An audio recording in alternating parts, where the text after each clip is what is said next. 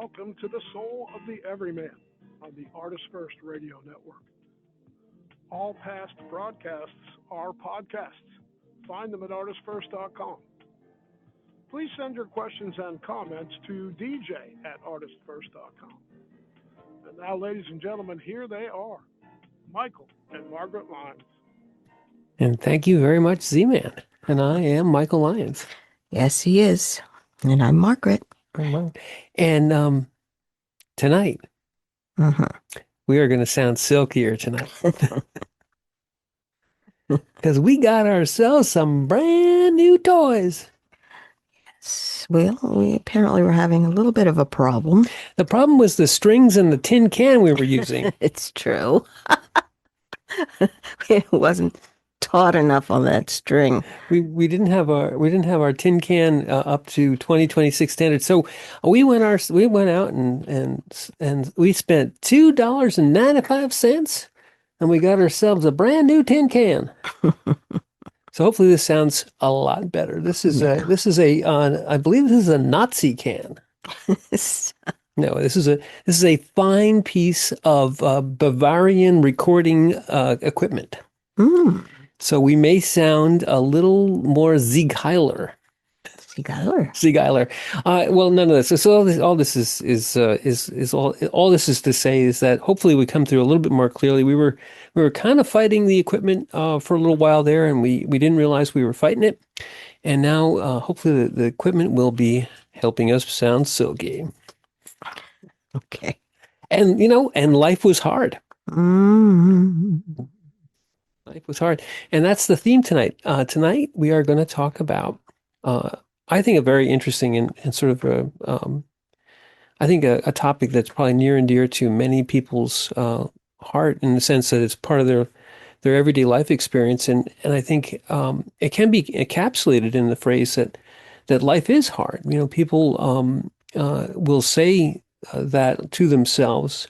Why is my life so hard, for argument's sake? Or why does it always seem that I can never, get ahead, or I can never solve the problem that's bothering me, or I can never be the winner, or never be the person who has it easy. And to some extent, that can be true, but I think it's more of a self-fulfilling prophecy, Ma, wouldn't you say?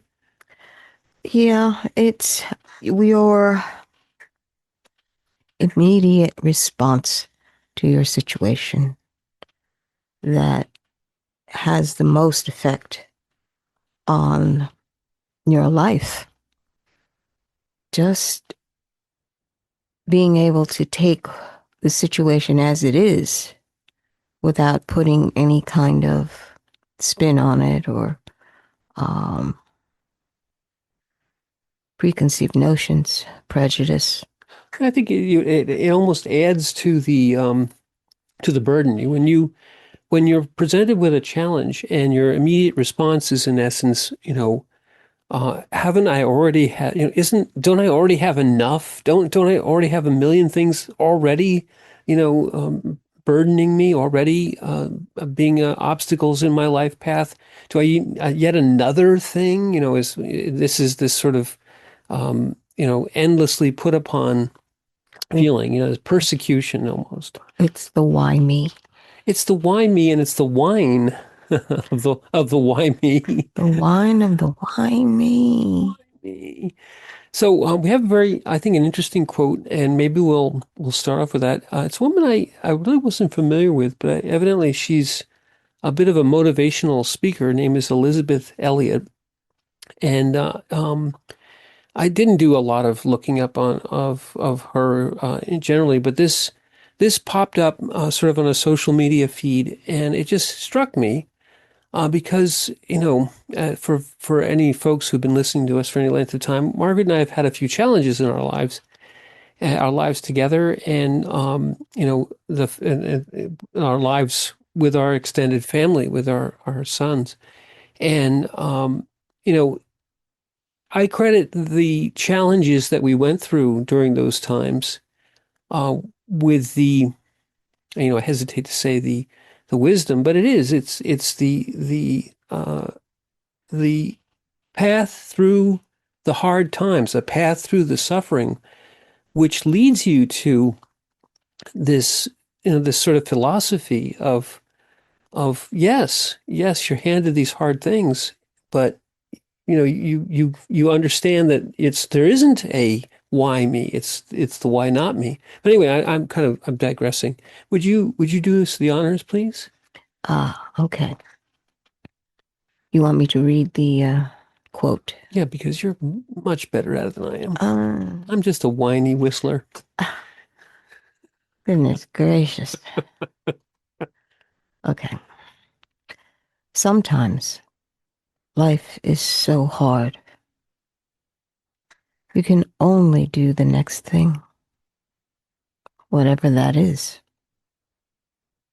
Just do the next thing. God will meet you there. And this is Elizabeth, what was her last name? Elliot. Elizabeth Elliot. Okay. And I think the last line there is really perfect because, you know, the acceptance of the challenge and the acceptance is also written right within the quote here. Life is so hard that you can only do the next thing. What does that mean? Is that you aren't saying why. You're not saying how. You're not saying, please take this away from me. You're saying life is so hard and you have to accept that this is where you are right now. And in acceptance, you're free. Okay, you're freed of all this, the wasting of energy of the why me, the kind of suffering, the created suffering of why couldn't it be anybody else? Or I already have so much to do and I can't find the strength. I can't find the energy. I just want to hide. I want to go away. I want to throw my hands up in the air, scream and tear and chew holes in the rug. No, you accept that this is where you are, and you can only do the next thing, which means you can only be in this moment of now. You can only, this is happening. This is real. This is where you are, and whatever that is okay. It doesn't matter that a moment ago I thought everything was wonderful and I have no idea what's going to happen in the next moment. The moment you're in right now, you have to do the next thing. And this is, one thing I thought about this, man, I think maybe you'll find the same thing, is that it's not always doing anything. Doing the next thing may look like doing nothing. Yes.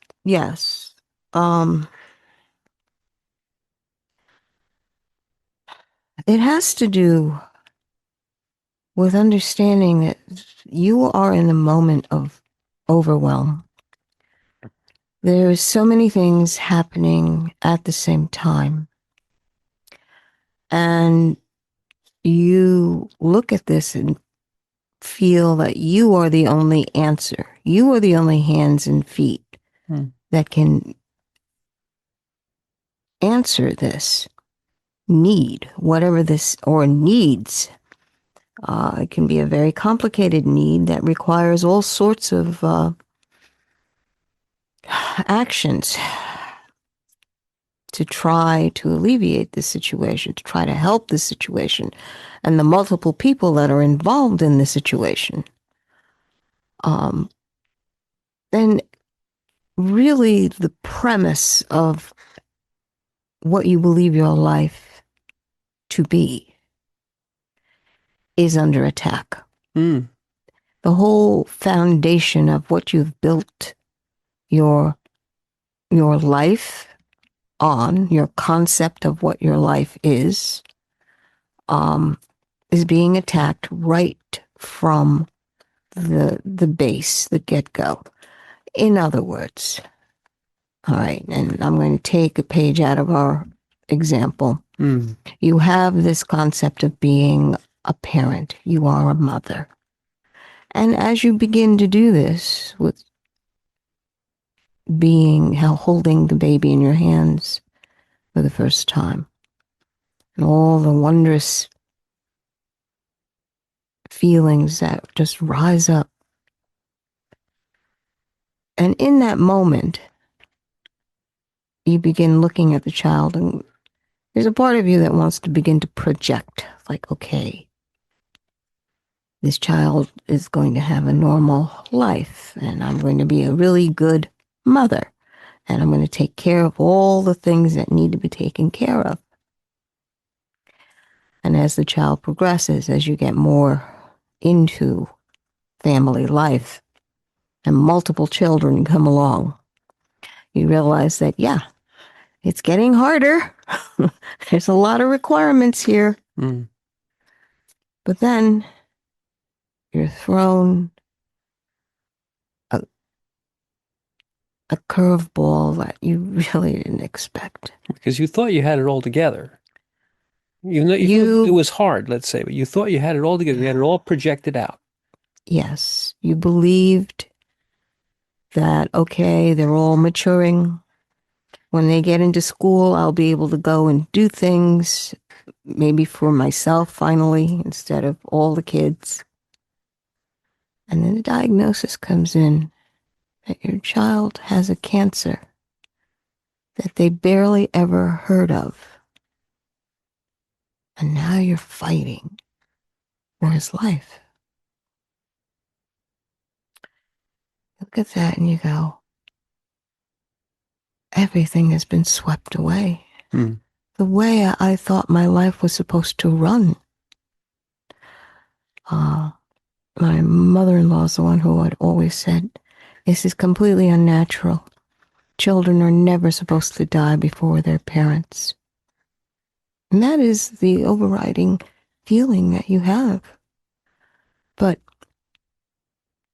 that was not the situation that we found ourselves in. And looking around at the world, you realize that it's a wonderful sentiment. It would be lovely if parents never had to watch their children leave before them. But that's not the state of things in this place. It was my assumption that things need to happen a certain way. In order to be a good mother, I'm supposed to protect the child, feed and nourish, nurture, keep them all healthy. Try to keep them happy. But when you're faced in this situation with an illness, and it could be any illness, you could have a child that has matured and suddenly is in an addiction. Mm-hmm. And the addiction falls into that physical disease category where there's no control. And you watch as your child slips away piece by piece, doing everything that will hurt himself or herself. And you as the parent, you're standing there going, what have I done wrong? I mean, that's an abiding question we all ask ourselves. Am I responsible for what's going on? And many times it's out of your control, but you have to accept the fact that that was out of your control, and the next thing you have to do may not make sense to you. But for the love that you have for that child, you know you have to take it in whatever form it may be. And that last line, God will meet you there when you take that next step. It's understanding that the next step must include God for you to be able to find which way is up. Because when you are in this state where your whole foundation is of who you are and how your life is supposed to go is ripped away. And all you have is nightmare, broken dreams, witnessing painful moments, and it's not necessarily you in pain, but someone you love in pain. No. The only way you find up is through your connection, your heart connection with the very living heart of God, because you realize at that point you really are not in control, but you can take the next step, whatever that is. And so, and that's what, that's the sentiment that's encapsulated here. And everybody has these types of experiences, not necessarily the experience that we went through, but I very much like you. I often I listen very carefully to what you say, Mom, because there's a lot in it, and I'm trying to unpack it a little bit. But the addiction is something which is first of all rampant throughout society and throughout the world. And people can say, when you have an experience like what we had, which they can say, "Oh, well, that just happened to you," that won't. Convenient. It's a convenient thing, and it allows people, it allows the illusion to quickly cover up this intrusive reality. Okay, the intrusive reality is it could happen to anyone, and it's not why me, it's why not me. And if it does, it can, that's a scary, intrusive reality. Oh my goodness. It probably will never, ever, ever happen. It can only happen to you. So it was so rare and the wonderful phrase, it must be running in your family or something, right? Like that. Because it allows people to cover that up with a nice, soft illusion. But addiction, and Margaret's done a lot of recent work in this area. But addiction is something which is so prevalent, and it's really everywhere. And when something like that comes in to your life, it's not an instantaneous sort of easily covered up thing, because you can say, well, that runs through your family. No, it comes into your life through perhaps someone you love, like one of your children, and it starts to, as Margaret just said, steal them away bit by bit. Cancer stole Christopher away from us bit by bit in one way or another. It, first of all, overwhelmed us with this immediate, life-threatening terror and fear, and and took away all of the illusions extremely rapidly, almost overnight. The idea that you knew what tomorrow might bring, that you had a plan, that you knew, you said, well, this is what's going to happen this next year, and this is what's going to happen next year, and then we're going to do this, and then we're going to have these, all the sort of illusory and comforting, sort of the old saying that life is what happens while you're making plans. You make all these plans, and then life happens, and the life is so hard portion of that is that it doesn't go away because you don't like it. And addiction is like that too. Addiction comes into your life, particularly can come to you yourself. And in some ways, that's difficult and hard, and it is a tremendous challenge. But I think it's in some ways even worse if it comes into somebody for whom you have a particular responsibility, a child, and that you love dearly, and you see them, first of all, change, it seems, overnight. And then you see them bit by bit being sort of taken away from you, that they become a person you don't know anymore. And that's hard. And in many ways, you're faced with, in that challenge, you're faced with the same sort of challenge that someone whose child is diagnosed with a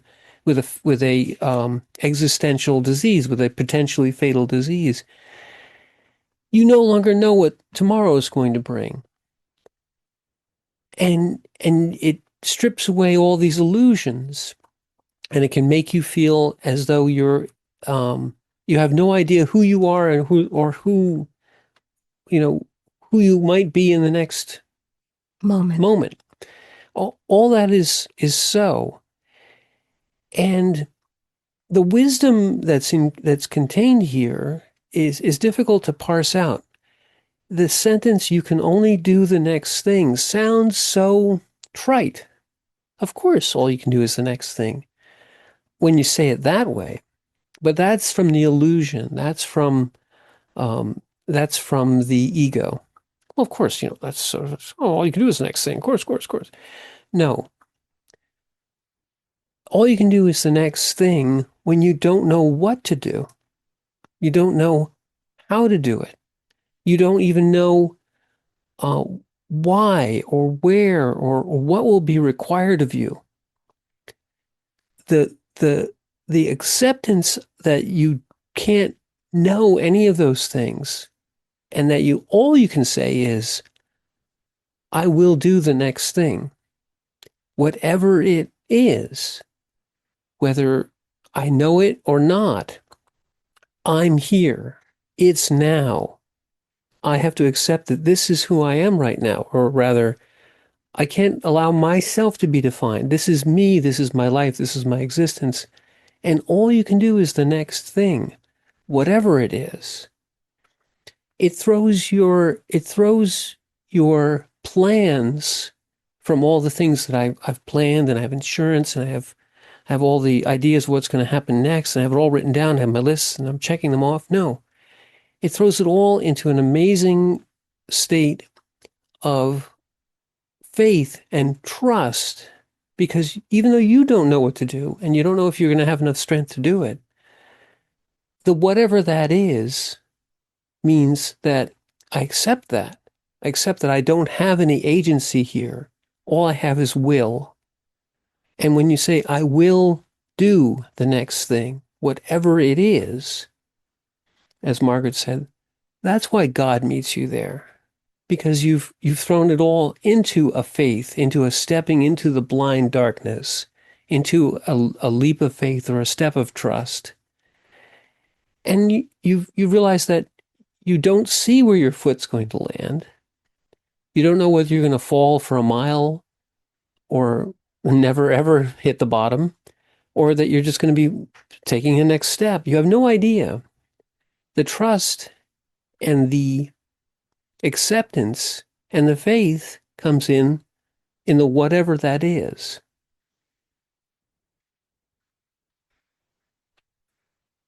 Yes. When you are in the moment and very present, surrounded by all the demands that your situation requires, the one thing I can say is that you must be at a point where the decision that you make is made from a point, it's made from a point of peace. Mm. It's not made from a point of fear. Because the seduction is that all these requirements are being demanded of you. You need to look at this protocol. This might be a possible cure or have an effect on the child that you love. And in that moment, the fear will rise up in you and say, "I don't want to lose my baby." But at the same time, you're being given choices on the next step, whether it's this protocol or this other research project that they had discovered a possible effect on the child's disease. But you have to make the choice. on which way to go. And making it out of a peaceful point is very difficult because the fear has gripped your heart so completely that you really are afraid, I'm going to lose my baby. And you have to be able to come to peace in order to make the decision. And how do you do that? How do you know whether or not you've made your decision from a point of peace? Mm-hmm. It's understanding that when you've come to this point, you've asked in prayer for God to steady you in this. You realize you have no control, but you do have control over your reaction to the situation. You decide that you're going to make this decision out of peace and input. And when you do make the decision, there's no regret in it. It sounds weird, but that's the truth. We had decided to live our life with no regrets. And people will say, oh, what are you talking about? Of course you're going to regret it. Of course you're going to have a regret that he's not here. Of course. And the of course is spoken from a point of, I know. That person talking to you is saying, I know. And you look at them going, you don't even have children. You haven't even sacrificed anything for a greater good than yourself. Mm. And you believe you should have an opinion. So at that point, you begin to treat this other person like a 4-year-old. It's like 4-year-olds always believe that they can do it and they know better. And they have this person, this adult, has not matured past that point. So since you are so hard pressed in that moment, and this person wants to tell you exactly what you should be doing, you ask for space in your heart. And you don't have room for these machinations that are going on. You must take the next step. So you come to that point of no regret. And it's looking at what is presented to you. And you ask yourself, will we have a regret for not taking this road or this treatment? Will we have a regret for taking this other pathway? And you ask your heart this question, and it tells you true. It will tell you the path where you will not have a regret. And you go onward. Well, and exactly, so I want to go back to because you said again some wonderful things. The point at which an addict has, or somebody who's caring for an addict has these same sort of issues. We again, people will cover this up. Our experience is one of those that you can say, well, this will never happen to me. But it's very similar. The addiction that people may be suffering through, you have this progression. The addiction will progress. And then you might say, well, now this person has to be put into treatment. And the treatment is going to take a tremendous amount of first of all, an intervention. You have to move them into this treatment. And are we going to be able to progress through it with whatever consent, whatever side effects, whatever this treatment is going to do to them? What are the ultimate sort of consequences.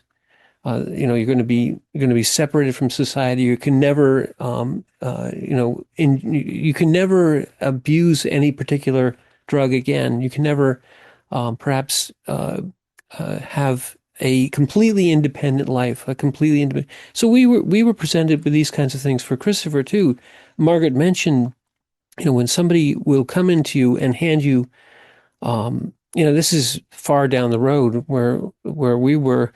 In the sense that now we went from initial diagnosis and skipped all through what normal people would go through for treatment and right to what would in essence be the most extreme, the most draconian treatment. So you went within the space of a few weeks, a month or two, from in essence this illusory, idyllic, oh, our lives are going to do this and our lives are going to be that, right to, the seventh circle of hell, in essence. It was only a matter of a month. Yes, it was a few weeks, a month from this illusion to the most hard reality. And you're put, you're given sheafs of paper, it's like an inch thick of side effects of various regimens of experimental therapies, of courses of radiation, of all these types of things. And they have these lovely, they go through, we have to show you all the different things that could happen and all the different things that could occur and all the different things that could go right and all the different things that go wrong. And here's all the odds and da, da, da, da, da, da, da. And at the bottom, there's this lovely line that says, do you consent to this? And you have to sign on the bottom line. And so the idea is, it's called informed consent. You're going to tell you everything about your treatment if you're an addict, or everything about your treatment if you're a cancer patient. And then you have to sign on the bottom line as though you've been you've been informed, and you're going to absolve them of all responsibility for anything that goes wrong for going forward. And this in and of itself is an appeal back to the illusion, because you're saying, well, now I know everything. Now I can sign on the bottom line, and I'll have, everything will come out just the way they said. And what you learn is that addicts still backslide, that they go through treatment again and again and again, and that everything they told you in the consent forms, none of it actually occurs correctly. None of it happens the way they said it was going to happen. And you don't know that at the time. They're handing you back the illusion. They're trying to say, well, yes, if you instead of trusting us, or rather instead of trusting your heart or trusting your faith, put your trust in us, in the treatment plan, or put your trust in the hospital, or in the doctors, or in the surgeons, or whatever it may be. You are tempted at that point to do exactly that. And instead, what Margaret said is what the wise choice is, what Margaret said, is that you don't know what's going to happen. That the lesson that you learned when you were first given this challenge is the one that is the truth. That all of the forms mean nothing, and all the consent means nothing. And the only thing you have is to accept that this is where you are right now, that life is hard at this moment. You can only do the next thing, whatever that is, and you're not looking for outcomes. You're not looking for guarantees. You're not going to succumb to the fear of doing it right or doing it wrong. And that's where the regret comes in.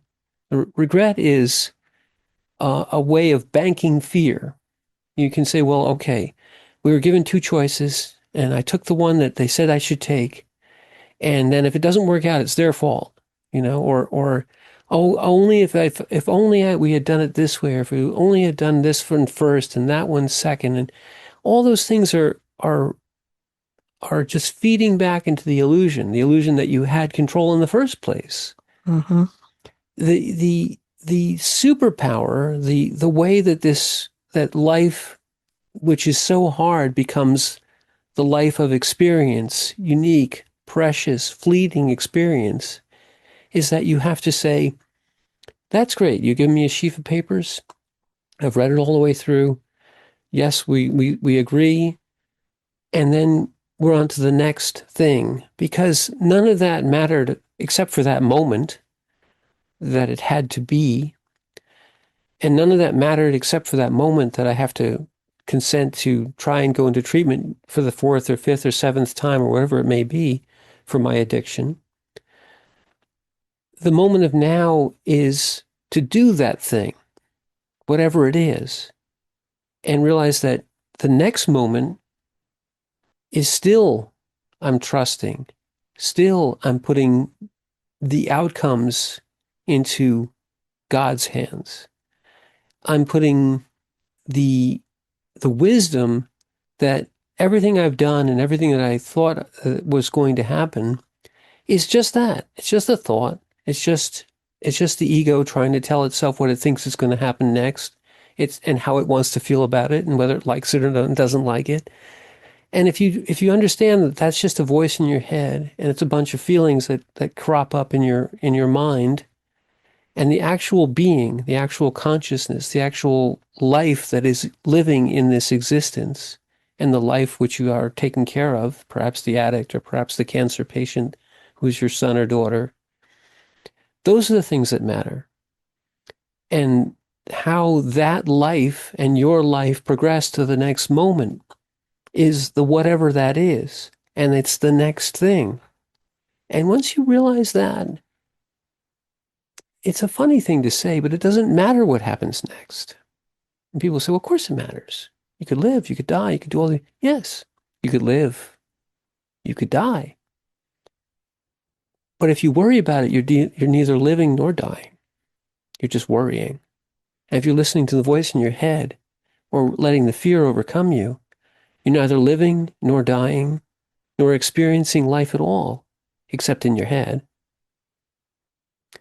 If you accept that anything can happen and that the moment of now is the most important thing, whatever it is, and you do what needs to be done, then you're living your life.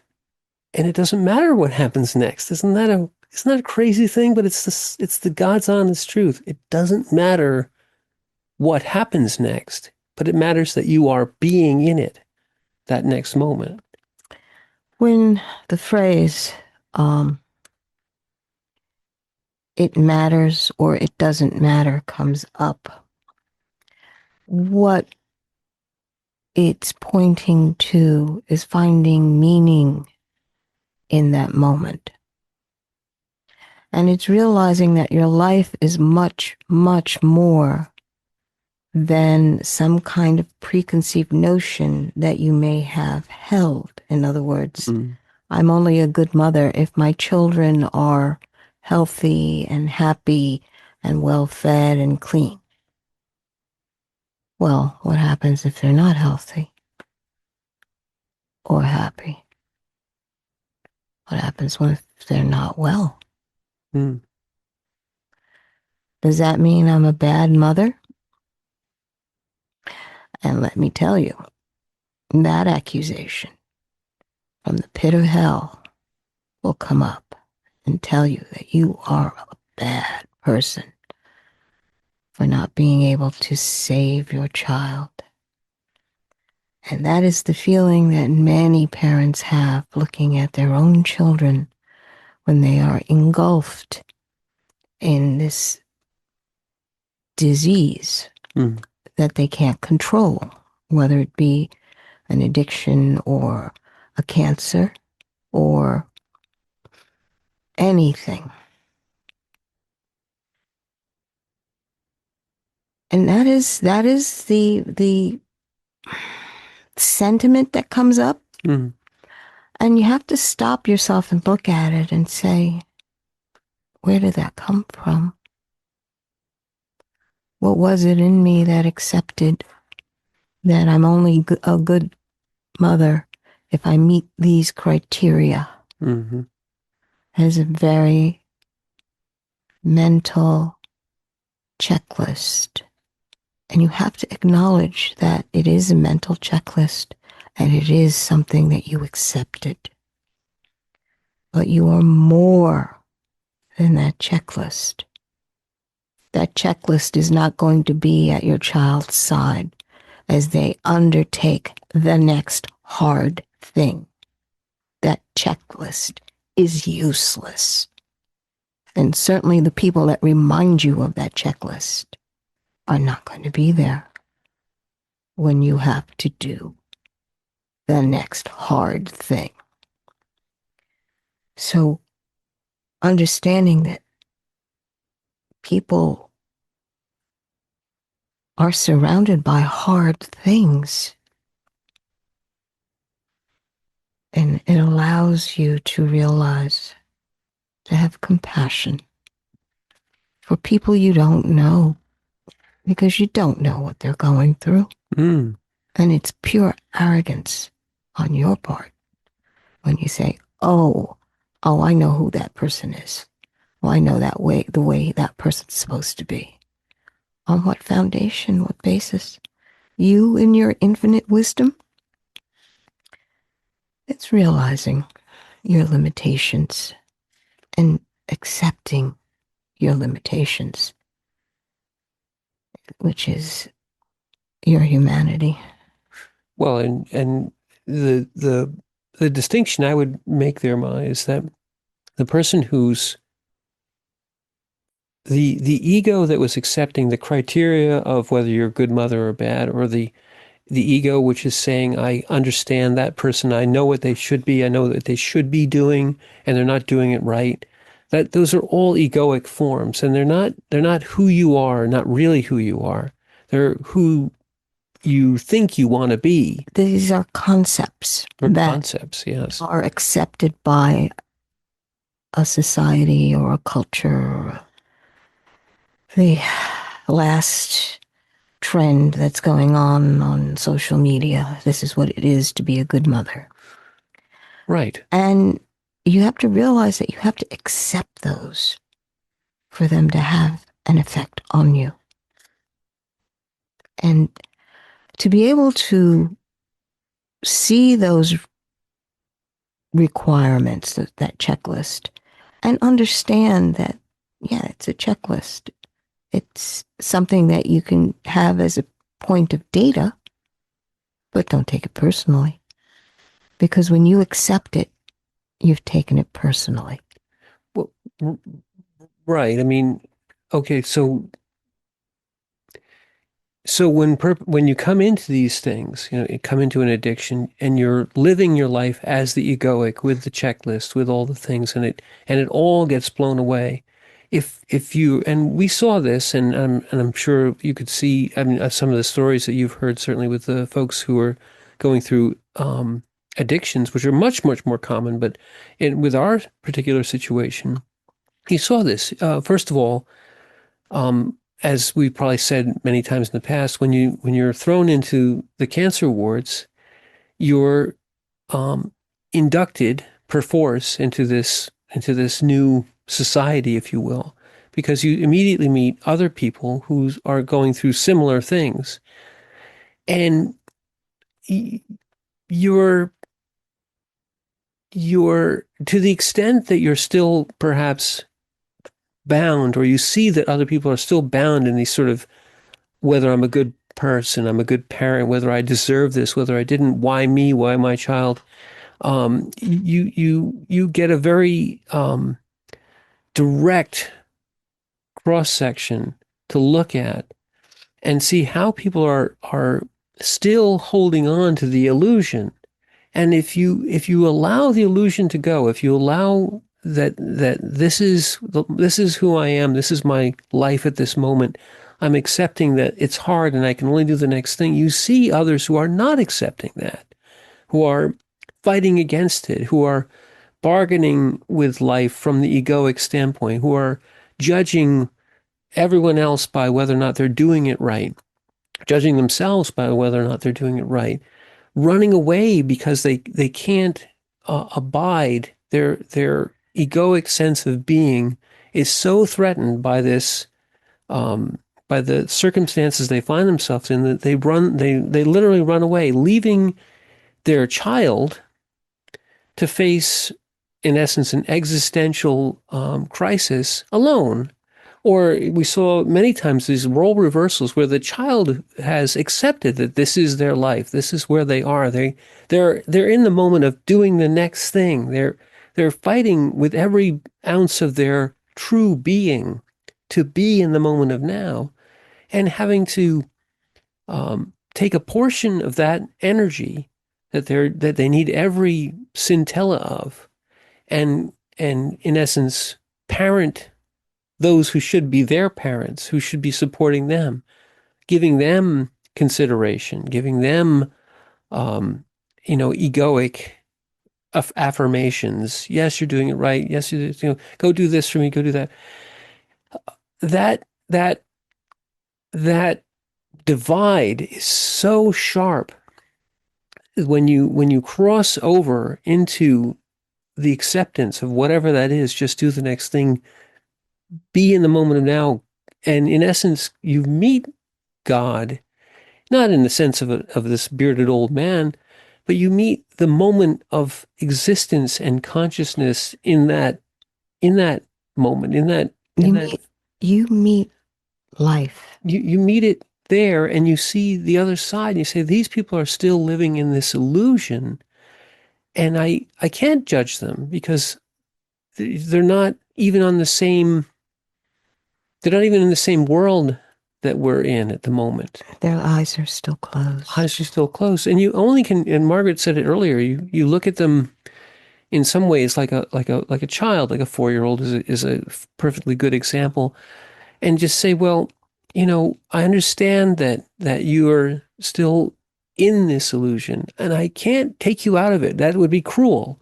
It would be inhuman to try and force somebody out of this illusion, because it's very painful, or it can be very painful, because it egoically, it feels like it's destroying them because they're so identified with these illusions.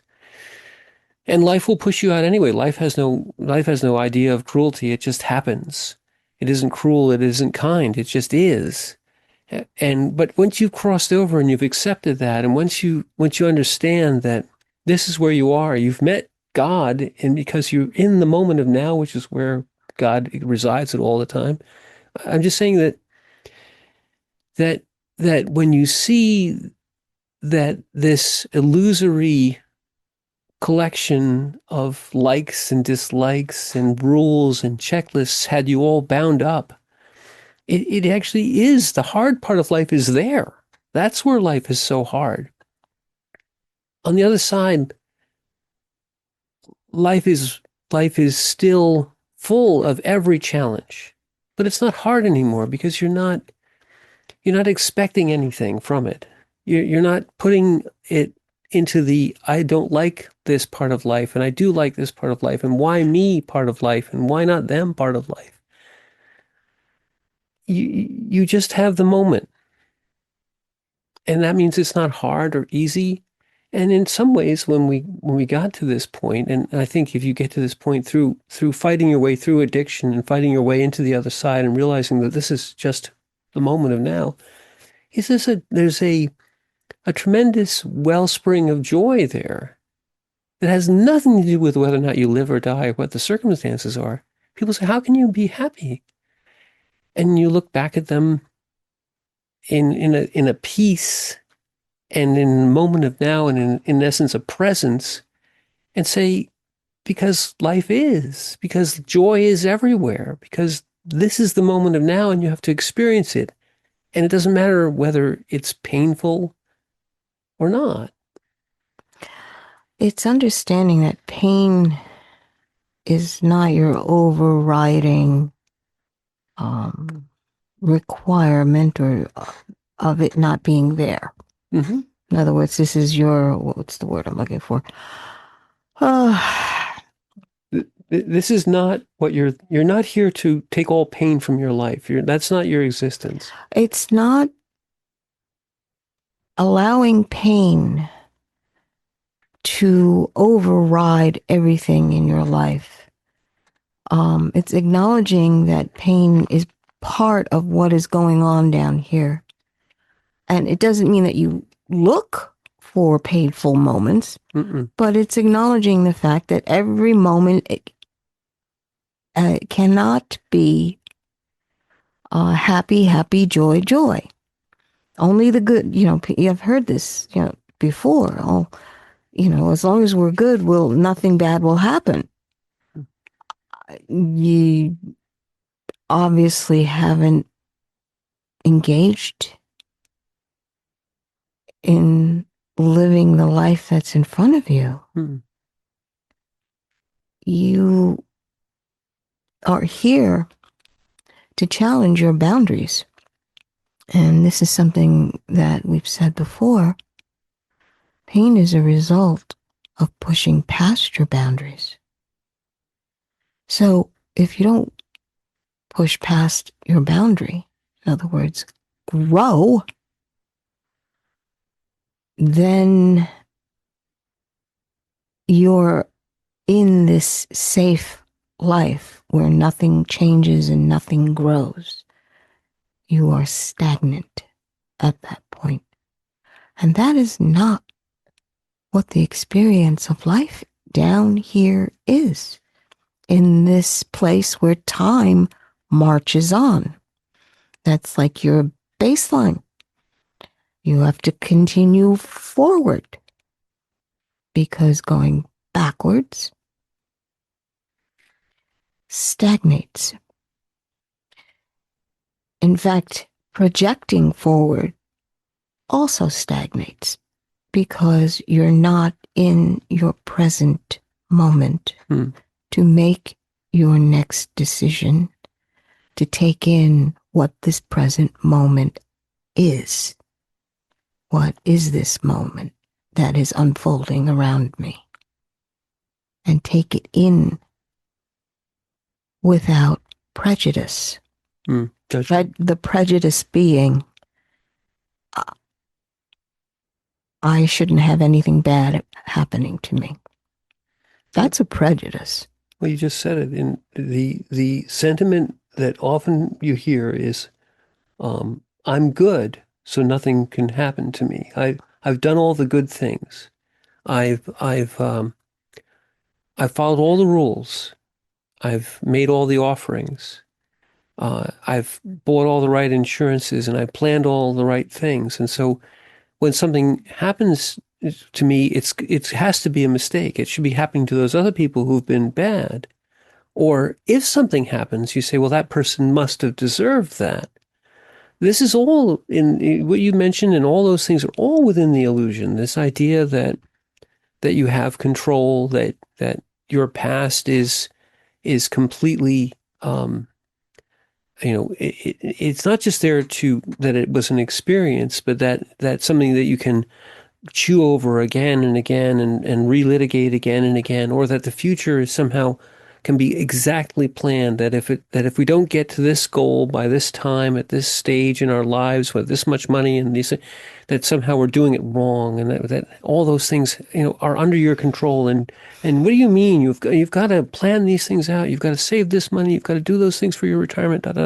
And none of it is in the moment of now, and all of it is actually creating pain in the pursuit of never having any pain. And as you just said, it completely belies the experience of life, and it completely stagnates any growth. It stifles any growth. The whole idea is that you never change, is that you're endlessly youthful, and endlessly potent, endlessly, able to solve every problem and control everything, and always know where you're going and always know where you came from, and that you have this title and that title and these influencers and this money. And it's breathtakingly arrogant. It's completely anti true experience of life, and it's so fragile. It takes just the slightest movement of the universe to completely break it into shards and shatter it into a million pieces. And if you've truly identified yourself with that, you feel lost. You Right. feel You are lost in that respect. The back and forth with yourself. mm, This is really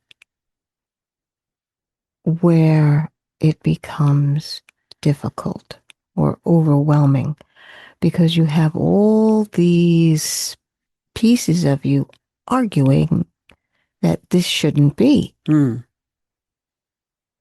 I mean, if you took stock of yourself and said, well, this shouldn't be, this part of my life shouldn't be this way, this should never have happened. mm.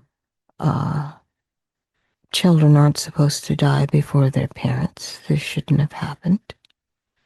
Or believing that your life is over now because you're a complete failure. Mm. And You're an addict, or I've spoken with people other moms who had lost their child. And one woman, just that fact that you're two mothers that have lost children and the agony of that. But then the mind of this other mother, God bless her. I hope she's doing well. But I do remember her looking at me and saying, "Oh, was he your only child?" I said, "No, it was my second one." She looked at me and said, "This was my only child." And looked at me again and said, it's probably going to be easier for you to get back or to handle life. Looked at her like, no, quantity has nothing to do with it. But what she was saying was she felt as a complete failure as a mother because this was her only child and this was the only child she was going to be able to have naturally. So we talked, and it was difficult, always difficult, because you just have to cry. There's that's all you have to cleanse your heart of this pain and the acceptance of this is what I'm dealing with right now. So you cry to release the tears. It's a cleansing, a cathartic thing, and you have to do it multiple times as you walk on your path. But at the same time, you choose to move onward and you push through the discomfort. You get up the next day. Not because you have to, but because you know that that is the next step. That's the next thing. And when I say have to, she was interpreting it as, well, you have other children that's going to force you to get up. I'm looking at her like, no. It seems that way now, doesn't it? But that's, again, an assumption. Well, in many ways, that's the illusion. I mean, I know we're near the end, but addictions are like that too. People say, well, can't you just stop? Mm-hmm. Again, people will unfortunately cover up, say, well, you lost a child. That's never going to happen. That's always going to happen to you. But addictions are like, people say, well, oh, can't you just stop? I mean, you could just stop using, right? And they judge people. They say, well, you just want to do these things. You're just being willful. You're so weak. You're so weak. Yeah.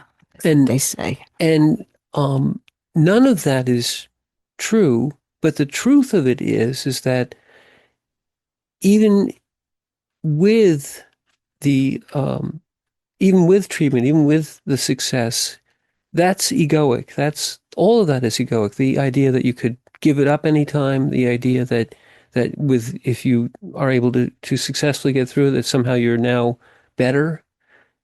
the truth of the challenge is not that you meet it and succeed or that you meet it and fail. It's that you meet it. Right. Whatever it may be. And you meet it with all of you. And unfortunately, this is such a big topic, but we're about done. Yes, so we've reached the end of our hour. It was a hard one. Mm-hmm. And I'm Margaret. And I'm Michael. Thank you for listening.